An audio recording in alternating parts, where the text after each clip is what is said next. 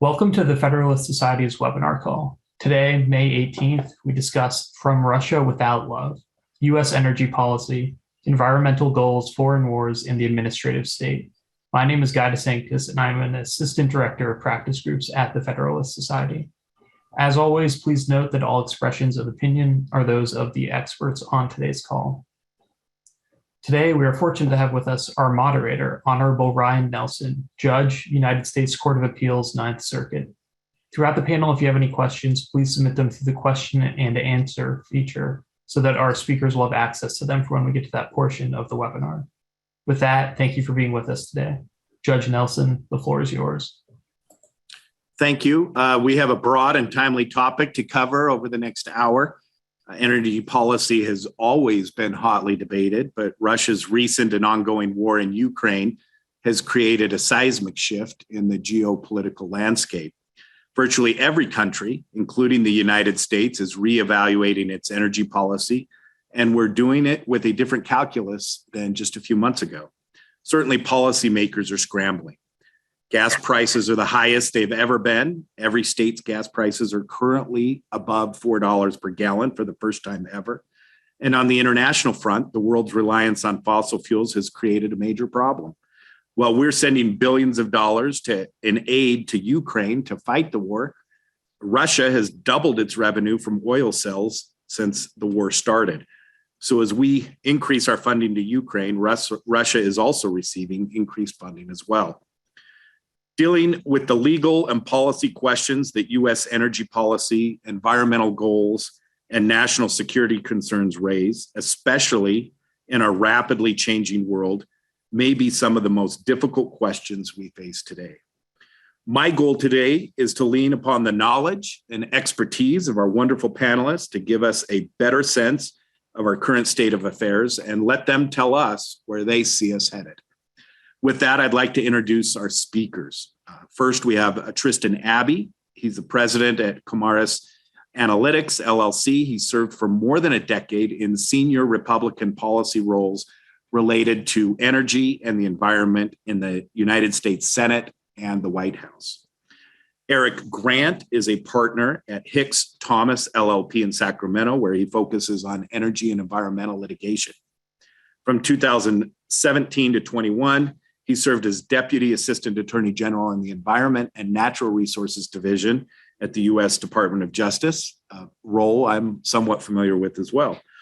In that role, he represented the government in the Juliana litigation, and he served as a law clerk to Chief Justice Warren Burger and Associate Justice Clarence Thomas, and argued cases in the United States Supreme Court, the California Supreme Court, and numerous other federal and state appellate courts.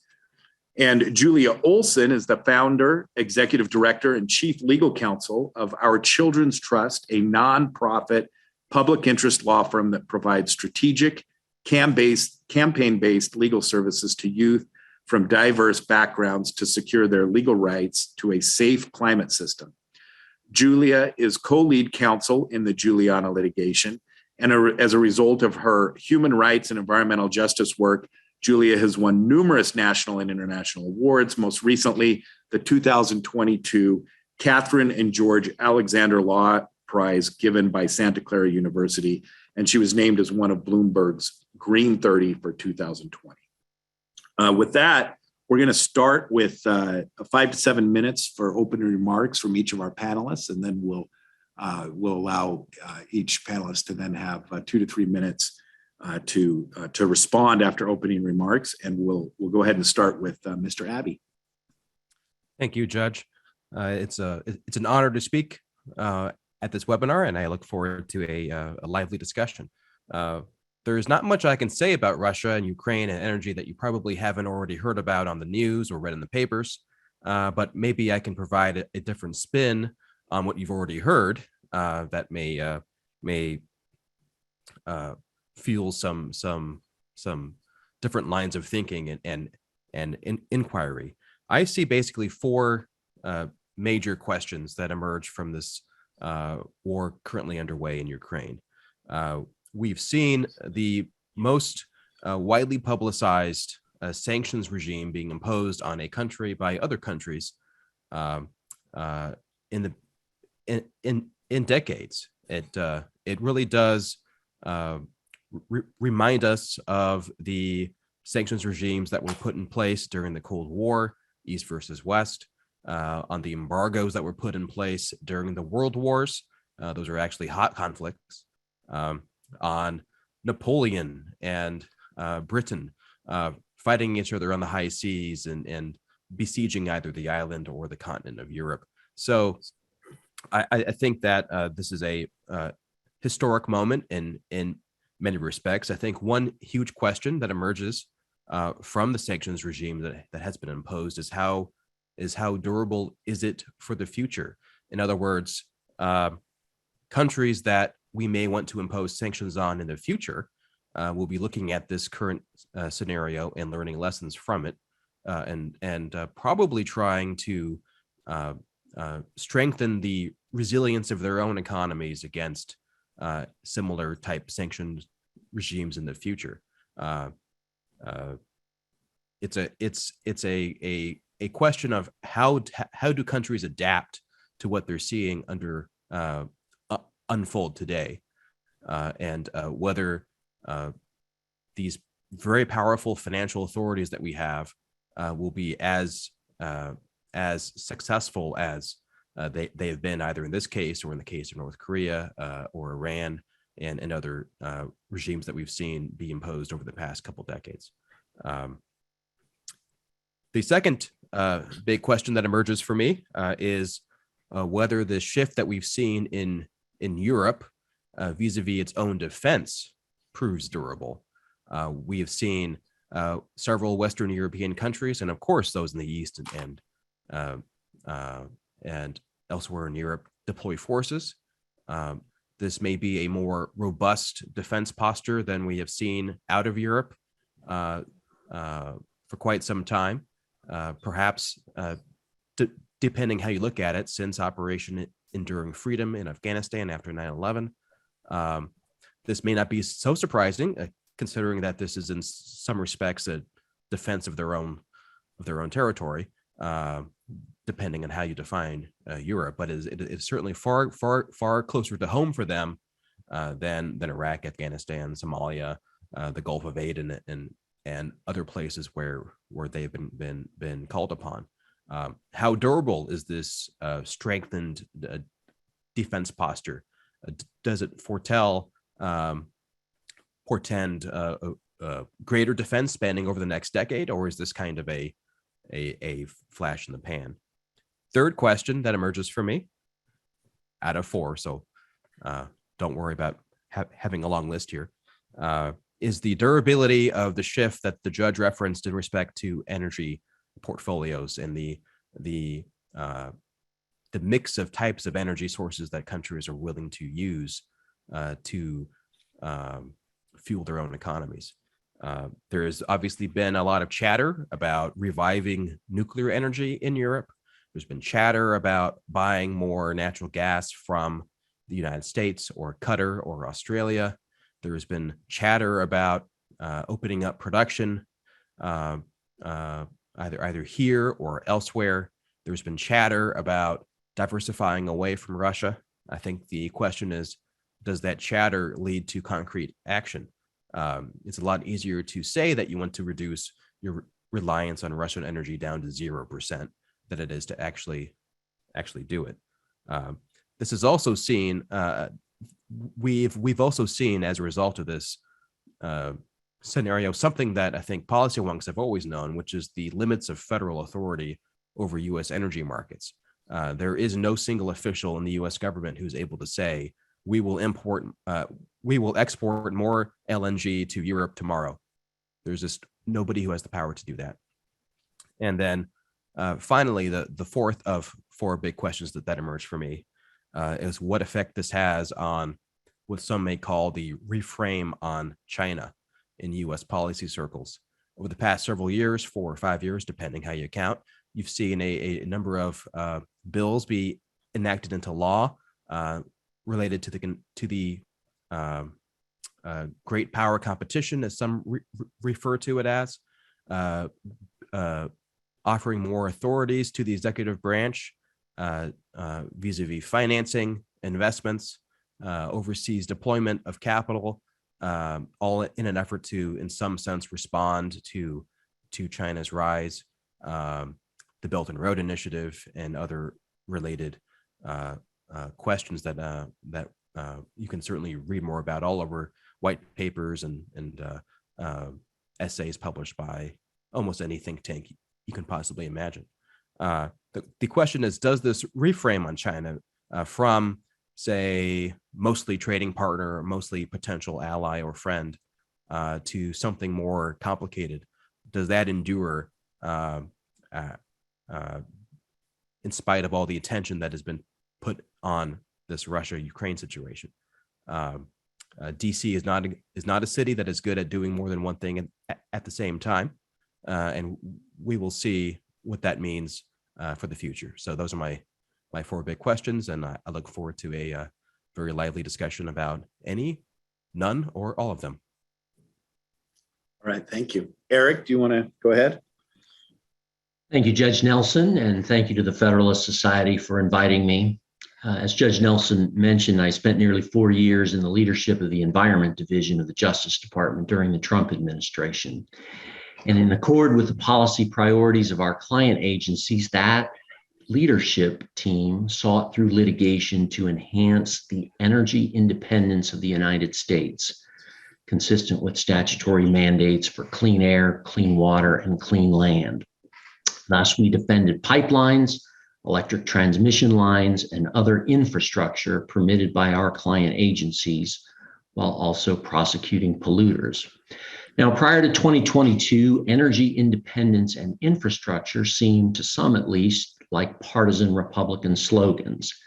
But Russia's brutal invasion of Ukraine and the awful realization that the United States and its European allies were helping to finance that invasion by buying oil and gas from Russia has perhaps made energy independence something of a bipartisan goal. And the $1.2 trillion Infrastructure Investment and Jobs Act that became law in late 2021 was a Democratic brainchild opposed by Republicans, mostly because they judged that too little of the authorized funds would be spent on actual infrastructure.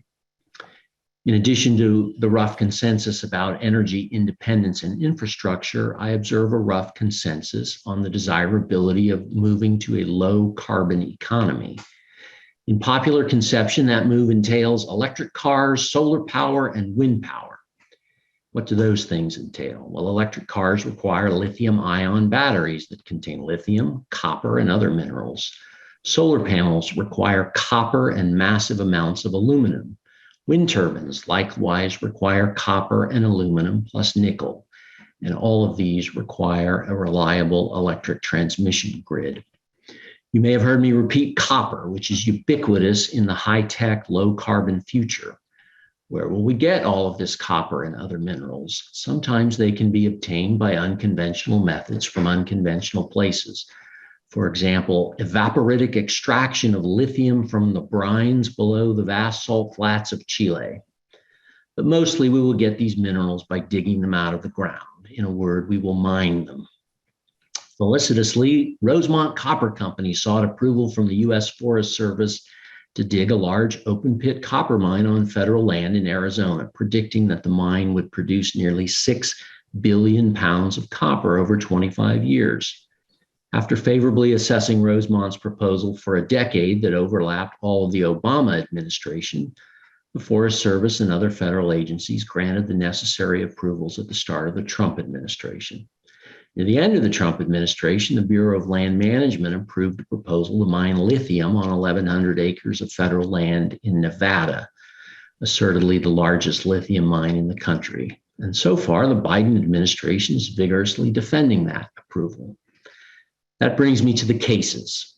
Plaintiffs challenged the Rosemont mine under NEPA, the ESA, the Clean Water Act, and the Mining Law of 1872. The district court vacated the project approvals under NEPA, the ESA, and the Mining Law. It did not even need to reach the Clean Water Act. The Ninth Circuit recently affirmed that decision under the Mining Law. It did not even need to reach the environmental statutes.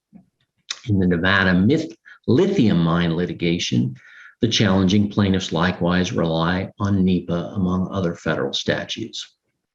Let me mention two more cases that concern energy independence and infrastructure. Under the Clean Water Act, the U.S. Army Corps of Engineers has issued nationwide Permit 12 to authorize dredge and fill activities necessary for the construction and maintenance of utility lines, including oil and gas pipelines. In litigation challenging the Keystone XL pipeline before it was canceled by President Biden, a district court vacated the entirety of nationwide Permit 12 on the basis that it was issued without complying with the ESA. Only an extraordinary stay application to the U.S. Supreme Court forestalled massive interference with construction and maintenance of utility infrastructure throughout the country. Finally, the 1,200-mile-long Dakota Access Pipeline is safely operated for 5 years, now carrying 570,000 barrels of oil per day. Yet in litigation challenging the Army Corps' Grand Pipeline, the district court did with NEPA and entered an injunction to shut down and drained. The DC Circuit vacated that injunction, but suggested that the district court could reissue it with a proper finding of irreparable harm, which fortunately could not be made. I litigated 3 of these 4 cases, but my purpose today is not to relitigate them. My purpose is to suggest that a roadblock stands in the way of energy independence, infrastructure, and a low carbon economy. And that roadblock is federal environmental law, principally NEPA, with the ESA in a close second. But don't get me wrong, my solution is not to repeal these statutes, nor is it to promulgate better implementing regulations. No, my solution is much more modest. Amend these statutes to bring them into the 21st century. NEPA was enacted in 1970, but it was last amended in relevant part in 1975. The ESA was enacted in 1973, but its major provisions have not been amended since at least 1988. And we're all familiar with the Clean Water Act, enacted in 1972, but its key jurisdictional definition of navigable waters has never been amended. Now, doubtless your proposals to amend NEPA and the other statutes will differ from mine, and I don't propose here to tackle the myriad difficult issues, but I will hazard one modest proposal. Enough with the notion that every environmental impact statement must duplicate the latest IPCC report on global climate change. And EIS should inform decision makers and the public how many barrels of oil or cubic feet of natural gas will be extracted, and stop trying to predict exactly how and when and where those volumes will be translated into so-called downstream emissions. The increasingly detailed predictions, increasingly mandated by courts like the Ninth and DC circuits, provide no useful information. As Judge Nelson pointed out in a recent dissent, NEPA is encouraging courts to address, quote, a global issue better left in the first instance to the political branches, not the judicial branch, unquote. My bottom line, if we want a 21st century energy independence, 21st century infrastructure, and a 21st century low carbon economy, we need a 21st century NEPA and a 21st century ESA. Thank you. And Julia? Good afternoon. Thank you, Judge Nelson, for your introduction. And thanks to Adam and everyone at the Federal Society for coordinating and inviting me to participate today. I appreciate it. I'll start with a little bit of a different frame and go to the national security threats we face. Obviously, Russia's invasion of Ukraine that we are watching is an extraordinary effort by a leader of a superpower to commit war crimes and have blatant disregard for the lasting scars that human rights violations to the people of Ukraine will have, especially its children, and then the global, the world itself. I think the growth of autocracy and threats to democracy that we're seeing are obviously rising globally. And Putin's war represents a complete lack of respect for both international law and sovereign soil. So this is a recognized threat to United States national security, undoubtedly. At the same time, and for decades preceding this war, we have also had another rising threat to national security, and that is worsening every day as well. The Department of Defense, our military, intelligence, and national security communities have been saying for at least 2 decades that climate change is one of the most significant threats to national security. Interestingly, what a lot of people don't know is that some of the earliest scientific research that led to the conclusive findings that burning fossil fuels is destabilizing the Earth's climate system and posing catastrophic threats was actually initiated by the US Navy after World War II. So a lot of this science comes from our military, comes from the fossil fuel industry itself, and it comes from eminent scientists in both in government and outside of government. And all of these experts, from military experts to scientific experts, leading politicians, presidents, since at least the Lyndon B. Johnson administration, have recognized that human-caused climate change was upon us and projected the security threats that we're seeing today. The uniqueness of this moment is now in the 21st century, we are at a precipice where we're poised to cross thresholds where we can't undo the harm that's been done, nor protect future generations from increasing harm. I'll just refer to a couple of Department of Defense reports. The 2014 Defense Quadrennial Review said that the pressures caused by climate change, quote, are threat multipliers that will aggravate stressors abroad, such as poverty, environmental degradation, political instability, and social tensions, conditions that can enable terrorist activity and other forms of violence. In 2019, under the Trump administration, the Department of Defense reported to Congress that the effects of a changing climate are a national security issue with potential impacts to Department of Defense missions, operational plans, and installations.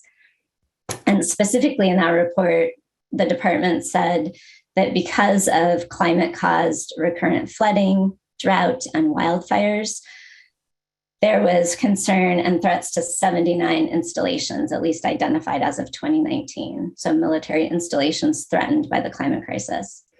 So, abundant support within the national security community to treat climate crisis as an urgent threat and to take action to address it. I come to this story from the perspective of representing young Americans who are already being harmed by the climate crisis here in the United States. And indeed, in addition to the overall threats to our nation and our national security that the crisis poses, it really specifically in terms of individual health and individual liberties, it's harming pregnant women and their fetuses, it's harming newborn babies. Children whose brains and bodies are still developing are really the most vulnerable groups of people here in the United States. And I'll focus just on one aspect of that, and it's the increasing heat, the direct pollution from burning fossil fuels, but also the increasing air pollution from the climate fire smoke that many people are now living with year round. And what that's causing is increased rates of miscarriages, low birth rates, heat stroke in our children, respiratory illnesses in our children, and then also leading to increase in autoimmune disorders and infectious diseases. So what I've noticed in the about 15 years I've been working in this space is that apart from the military and the national security intelligence communities, I think our medical communities and our pediatricians in particular are some of the most concerned members of society calling for this urgent transition. And my perspective on both of these national security threats, the war in Ukraine and climate crisis, is that it's not a binary choice. There's a real opportunity right now to both support Europe with its urgent needs in this short-term situation.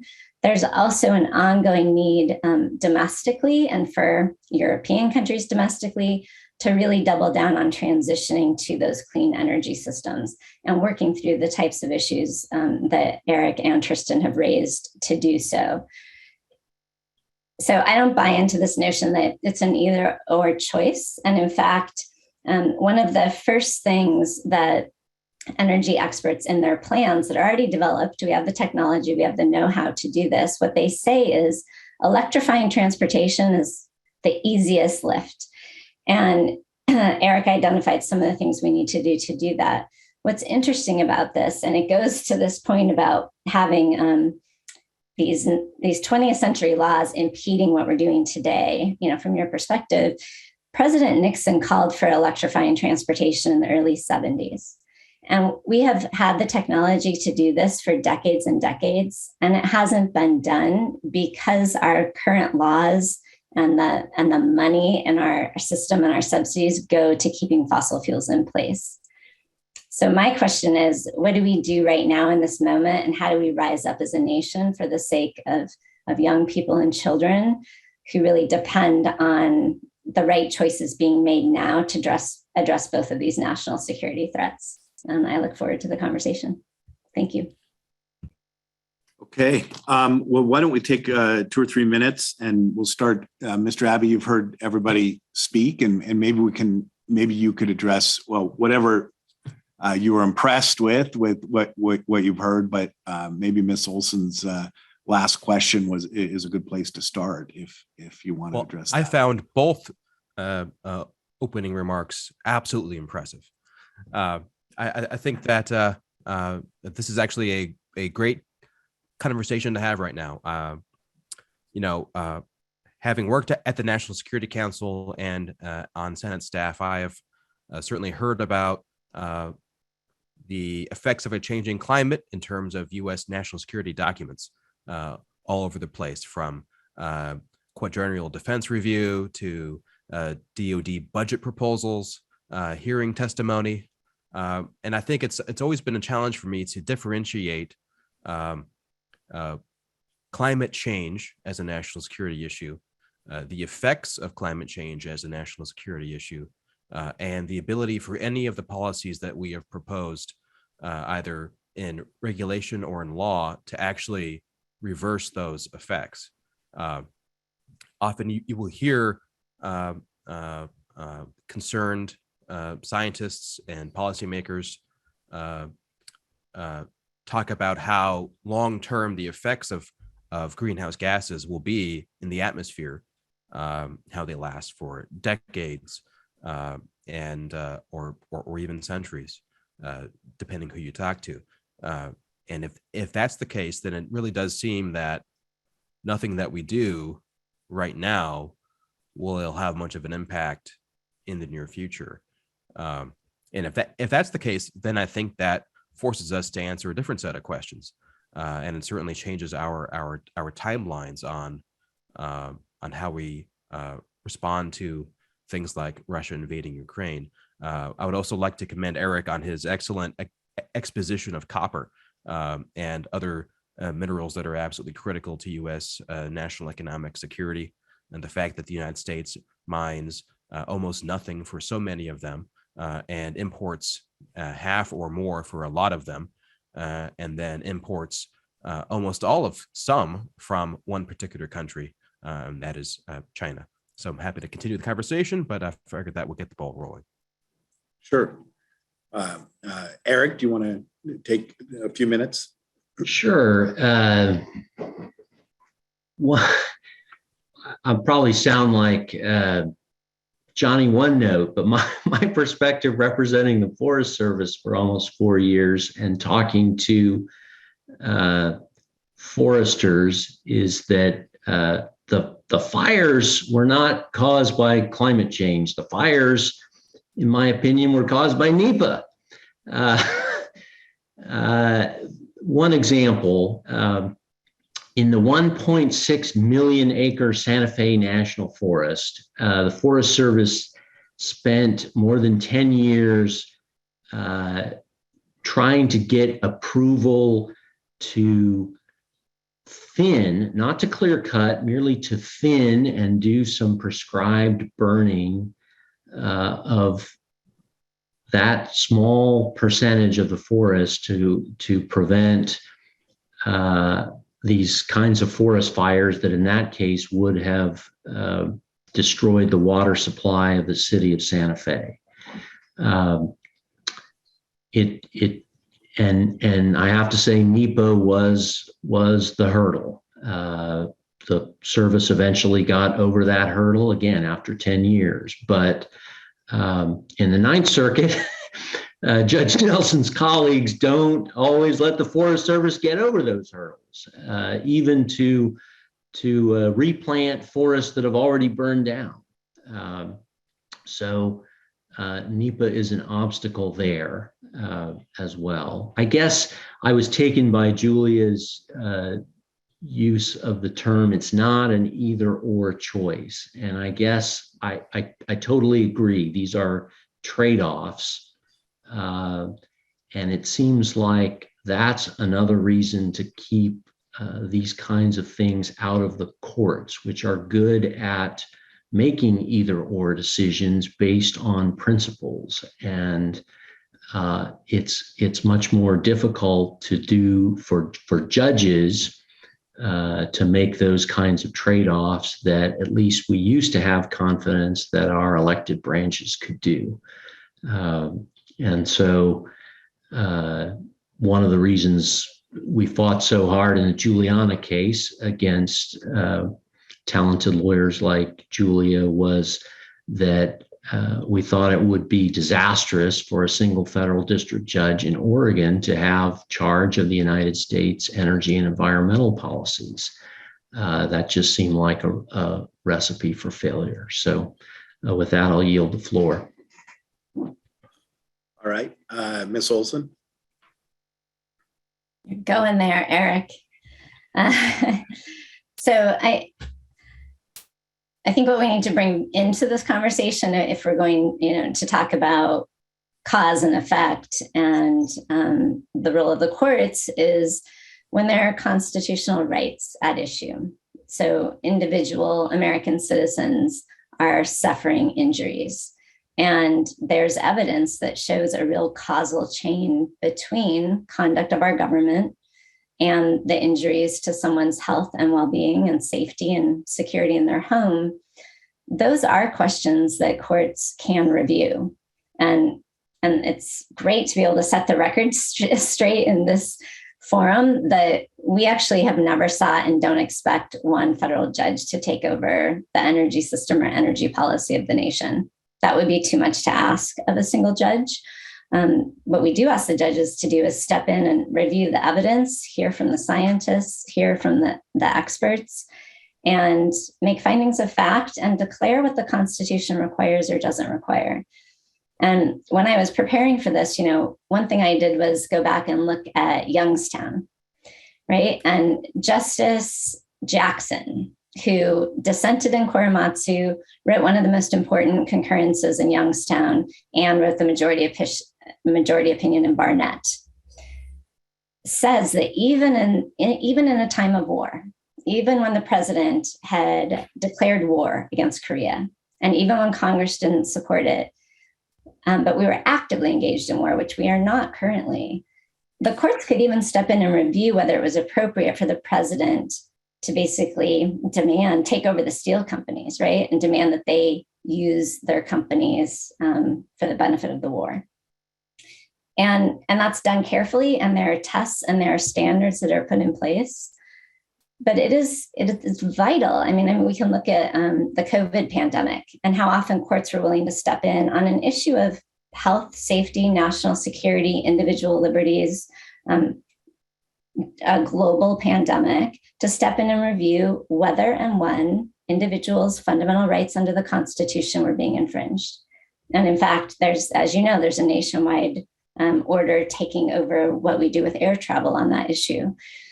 So I think the importance is it's vital that courts hear from experts and really take a careful look at the facts and then apply bedrock constitutional law to those facts, particularly here where children are being harmed and where there are viable solutions to move away from fossil fuels.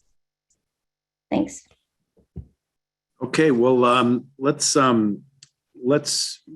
move into some questions. I've got a couple of questions I can pose, and then it looks like we've got some questions coming in already. I guess one question, and I don't know who to direct it to. Maybe Julia, you could take a stab at this. As Eric said, Congress hasn't passed any new environmental laws for decades now. Do you believe that courts, given that status quo that doesn't seem to be moving, do you believe that courts should interpret environmental laws more liberally than they would other laws? And if so, what is the basis for that position? Judge Nelson, it might surprise you to hear this. I actually like sort of a textualist analysis of our statutory laws. I think it's helpful to look at the language. I would then, if there's a lack of clarity, I do think sometimes the history of that moment and the legislative history is important to look at as a whole, not piecemeal. So I don't think this is about interpreting environmental laws more liberally, less liberally. I think the laws we have need to be enforced. They're on the books, and until they're held to be unconstitutional or they're amended, they are what we have to work with. But I just want to push back on one thing, and this is not just an environmental law issue. This is also an energy law issue. We have abundant laws on the books that are also really dictating what energy policy in the country looks like and the inflexibility of that energy policy in some respects. And we have a lot of subsidies on the books that are still favoring fossil fuels. So I agree, there's a need for Congress to act. Congress, as we all know, has been stalemated for a long time on these issues of energy transition and passing climate legislation. But there's active conduct happening right now that is really harming our kids. And I think courts have a duty to step in. Maybe given Congress's inaction, Mr. Abbey, you've got perhaps the most historical perspective, and maybe you can help us out. Why aren't they? If this is such a pressing matter and is needs to be addressed not only for national security but health and welfare, why isn't Congress stepping in to give some direction in these areas? It's a great question, Judge, and I think that the answer, because it is a question about Congress, is ultimately a politics-based answer. So if you look at many controversial topics that are facing the country right now, it's usually pretty easy to divide right and left, at least in broad strokes. I think when it comes to the energy mix, and I separate that from energy versus climate, or the sort of bigger conversation, but the more focused question on what exactly types of energy we use in the country, I think you see a very interesting regional breakdown where it's not so much partisan, but more regional in terms of the kinds of energy that your state, for example, is best at producing. And I think it is no coincidence that the renewable fuel standard, which in my opinion is one of the most atrocious policies ever put in place in terms of its complexity, set aside whether it's a good idea or not, just in terms of the complexity of it, it is a thoroughly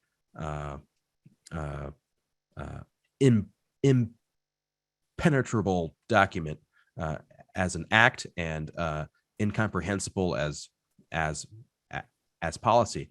But it's also heavily geared towards corn production in a region of swing states, and I think that in very similar respects, you see interesting regional breakdowns when it comes to things like hydropower, where many environmental minded folks are now sort of opposed to hydropower. And you see a lot of states where hydropower is a mainstay of baseload capacity, where you see Democrats in support of hydropower. Conversely, coal in terms of West Virginia in particular, oil and gas production in certain parts of the country where, again, you don't have these neat regional, these neat partisan breakdowns. I would say that Congress has actually taken a lot of action in trying to support advanced technologies, in particular, advanced nuclear reactors. This has been a bipartisan effort, and we will see if it bears fruit. But it also has a lot of regulatory dimensions to it that make it a bit more complicated to deploy, even if we were to succeed in terms of the technology. And then I hate to beat a dead horse, but we get back to that minerals question again. Even if Congress was to decide that all of a sudden all 100 senators and all 435 members of Congress were in favor of energy transition, net zero by 2050, unless you're going to be mining more rocks out of the ground, that is just not going to be possible. Eric, you served in the executive branch, and so we heard a little bit about the legislative branch and what they are doing and what they could be doing, maybe what they should be doing. Where energy policy is so intertwined with military affairs, national security, some of these issues we've been discussing, isn't that an argument for greater authority in the executive and branch and through agencies to act to reflect those policy initiatives rather than just Congress and the people? And if so, what do you think executive agencies should be doing to address some of the concerns that we're discussing today? Well, I'm not so sure, Judge. I encouraged client agencies to exercise their regulatory authorities. The Waters of the United States rule under the Clean Water Act is a preeminent example, and I help defend those rulemakings in court. But I guess my perspective, looking back over my tenure then and then seeing what's happened in the new administration, is that's not a durable model for meaningful change. It really is unfortunate, and more than unfortunate, that what are we 17 years coming up, 16 years after Rapanos versus United States, where the Supreme Court fractured about the meaning of the term waters of the United States. And as we used to joke in the Environment Division, if only there were a branch of government that was authorized to define that term with some particularity. Well, there is a branch. It's the Congress of the United States, and it's the first. It's in Article 1. It's supposed to be the preeminent branch because it's closest to the people. So, yes, agencies should do their best. I thought we did a reasonably good job in the Trump administration in filling the vacuum, but unfortunately, there's a vacuum that should be filled by Congress. Julie, where do you come out on these issues? Do you think that the legislative branch or the executive branch bears most of the responsibility on moving things forward? My view is that the executive branch and Congress have gotten us into the climate crisis, and the third branch of government has been pretty silent and allowing the conduct to continue without judicial review. And the U.S. Constitution has been pretty absent from this conversation about protecting our air, our water, our land, our coastlines. And I've done a lot of research on history and looking at this through the lens of originalism. And when you look at what the founders intended and what they cared deeply about, a lot of it was about the land, the forests, the waterways. It was the natural resources of our nation that they built this country on. And they understood the importance even of the climate system. And I think we need to start looking at this issue through a constitutional rights lens again, looking at it in terms of our posterity and really protecting this nation for future generations, because there is a real crisis. And the thing I'm enjoying about this and appreciating is that I'm seeing areas of agreement, right? Like we're all saying talk is cheap, action is needed. We need to bring laws into the 21st century I mean, we're producing energy in a way that it's been produced for 100 years, right? And Tristan, to your point about nuclear, I know from our experts that the Department of Energy stopped doing R&D on next generation nuclear technology in the 80s and 90s. They forewent it, and they doubled down on hydrofracturing technology and the research and development the industry needed to extract more gas. So there have been these trade-offs and choices. And at the end of the day, we have about 6 decades of the government knowing that fossil fuels would lead us to really catastrophic consequences if we kept burning them at accelerating rates. And now we're living that. And the question again is, what do we do? And I think this is a conversation that all 3 branches of government need to be having with one another, including through that constitutional lens that really does protect these fundamental rights to life and health and security that our children are threatened with. So I think it's all 3. I don't think it's one or another.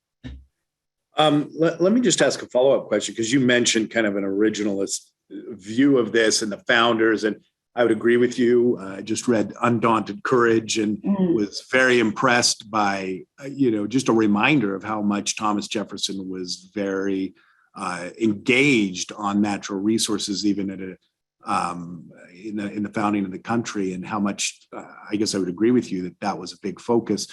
But doesn't that seem like a stretch to say that just because they're interested in that it requires the judicial branch to step in? And I'd be interested in where, to the extent that you were kind of going this way, where's the originalism basis for saying that the judicial branch should be the ones that are stepping in to protect the environment, absent congressional or executive action? Well, not absent congressional or executive action, right? So our work is not about bringing failure to act cases. I don't think there's a mandatory duty written in the Constitution for government to step in and address a climate crisis for which it has no role in perpetuating. But that's not what's happening. I mean, our nation's history shows that our energy system today is a direct result of a lot of government conduct, both by Congress and the executive. So where we have affirmative action, then what gives the courts authority to act is Article 3, because there's a case in controversy now between the children of the nation and the executive branch and the departments that are perpetuating these policies. Like, we have a fossil fuel energy policy in our country that dominates. And our system, our electricity systems, our pipeline systems, all of the plants that are authorized in this country, they all operate under federal approval. And many of them operate under federal subsidy. And so the authority is Article 3, but it's really right to life and liberty, and interpreted through the posterity clause, because life and liberty wasn't just for one generation, right? It's not just for our generation, it's for generations to come. And I think, I would hope that there's some synergy and connection between what we're doing on behalf of youth and, Judge Nelson, your perspective and the perspective of folks in the Federalist Society about what's really important and what we're trying to do for the benefit of present and future generations who will inherit this nation. And it does go back to what the founders intended. And Jefferson was an amazing climate. He had a climate journal. They tracked everything because it was the essence of life was our climate system. And all of human civilization has been built upon that. Well, let's turn a little bit to some of the questions that have been posed. We've Christopher Aquilina seems to be engaged on this. We appreciate you weighing in with questions. And I think I'll take the first question and just boil it down of kind of this idea that a lot needs to be done here. Wouldn't it make sense to cut the red tape, ultimately, is what he gets to, and allow us to utilize our resources instead of saying that we're protecting the environment, but are actually selling out our own national security? That could go to any of you. I mean, Julia, maybe you could take that in the first instance, and then maybe we can get some other perspectives as well. Yeah, look, before I started our Children's Trust and began working on behalf of youth, I did environmental law, and I worked under all the statutes that Eric and Tristan have complained about, right? So I brought those cases, and there is a tremendous amount of red tape. There is inefficiency, there is bureaucracy, not just in the agency the litigation processes that follow that up. I had cases where we would win 3 times in a row, and then the agency would cross a T and dot an I, and a project that was really damaging would go forward. So I think that there is a lot of inefficiency in the system, and it would be great if Congress would clean up some of these inefficiencies and update these laws to reflect the current state of the environment, the current state of our climate, and really bring them more into the 21st century. That said, the Clean Air Act is an example. Its purpose was to protect air quality and the quality of the atmosphere.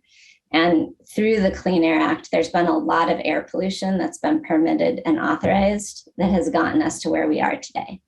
So I think there's a lot of failure of environmental statutory law with some successes. And I grant you, Eric and Tristan, there is a lot of inefficiency for industries who are burdened by this in ways that hopefully can be addressed going forward. Eric, do you want to take, you've already referenced some issues on the red tape and kind of some of the problems that have come into that.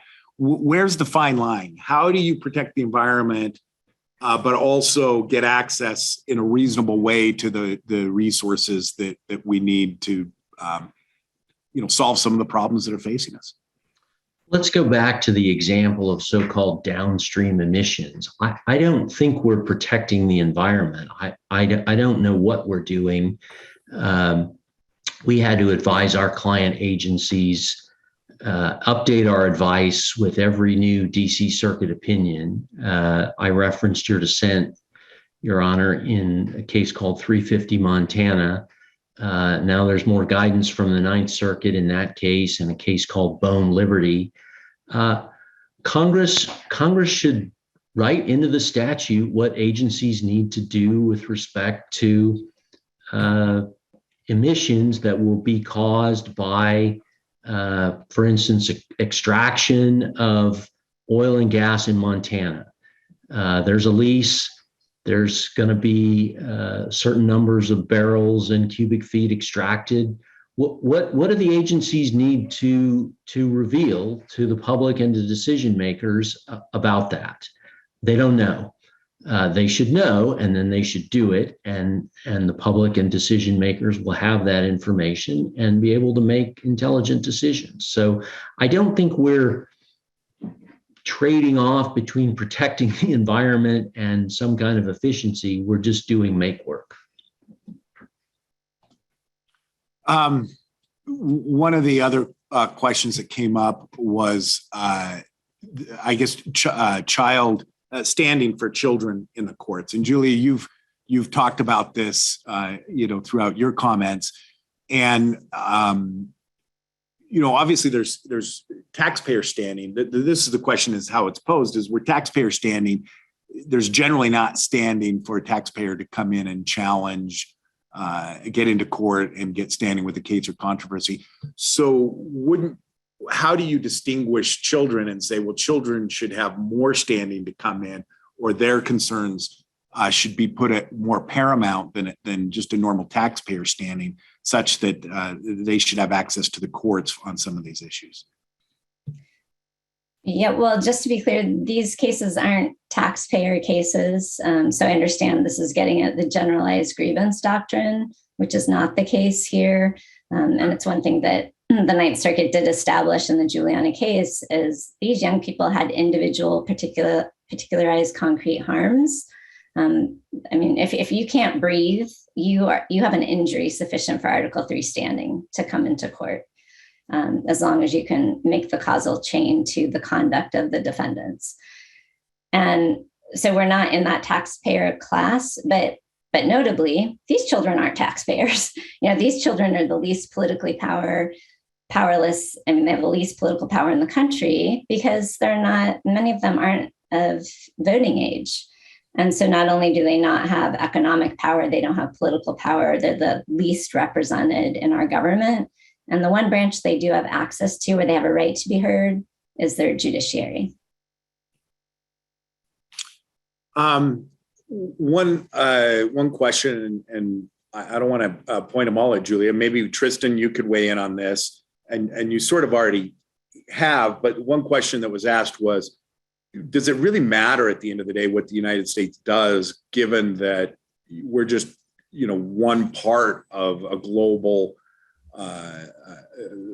group of sovereign nations that are addressing this? And if China and India and Russia, some of the bigger countries aren't going to take environmental controls seriously, why should the United States get into hamstringing ourselves when it might not actually have any impact? Tristan, do you want to take a stab at that one first? Sure. I think that the answer to that is that in terms of greenhouse gas emissions and all of the scientific modeling and analysis that has gone into the IPCC and other reports and documents, it is true that if major emitters don't reduce their emissions, then according to the models, you will continue to see all the effects of GHGs on the climate, regardless of what the U.S. does or what Europe does. I would caution, though, that there are other reasons for following environmental laws and regulations than just climate change, and that it is important for the U.S. to have clean air and clean water, as every president has said since Nixon, but most poignantly Donald Trump. And it is, I think, it is one of our competitive edges that U.S. energy is so relatively clean compared to other countries' energy in terms of U.S. exports in the future.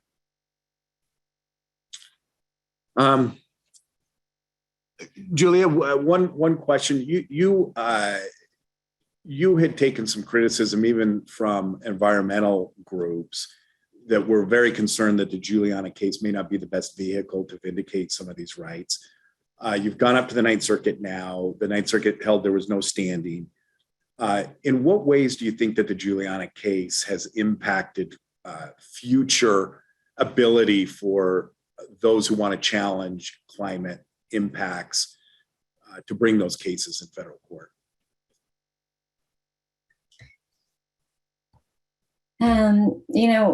First of all, just so that the listeners understand the status of the case, we're back on remand. We filed a motion for leave to amend. We're waiting for a decision from the district court on whether our amended complaint can go forward, focusing on declaratory judgment.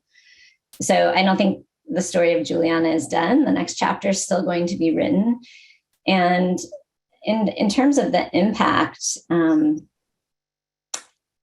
I would say domestically, it has changed the way we look at standing. It's changed the way we look at how children are being affected, that this isn't just an environmental issue, this is a human issue. And I think globally, there are cases now on behalf of youth and children in over 25 countries. And we're seeing courts around the world allow youth into court, grant them standing, hearing their cases. Many are having rulings in their favor. And so, the law is percolating on this issue. And the novel aspect of it is that we haven't had these kinds of constitutional claims around climate, around environmental issues before, because we haven't had this kind of threat that we see today. So I think the law is moving and evolving, and I think the Juliana case is still going to continue to move forward, hopefully to a trial, because the evidence in these cases is so vital. It's where the disagreement Eric and I are having over whether these wildfires out west that I live and breathe every summer now are made worse by climate change, caused by climate change, or whether they have nothing to do with climate change. Like, that's an issue for experts. And a competent judge can hear from both sides and make a finding of fact as to that issue. So it's why trial is essential before the Ninth Circuit or the Supreme Court or any appellate court really hears these cases. They're worthy. of being heard under the Constitution. They're no less worthy than, someone going into court because they feel like their life is infringed, their liberties infringed by having to wear a mask on an airplane. And these kids can't breathe.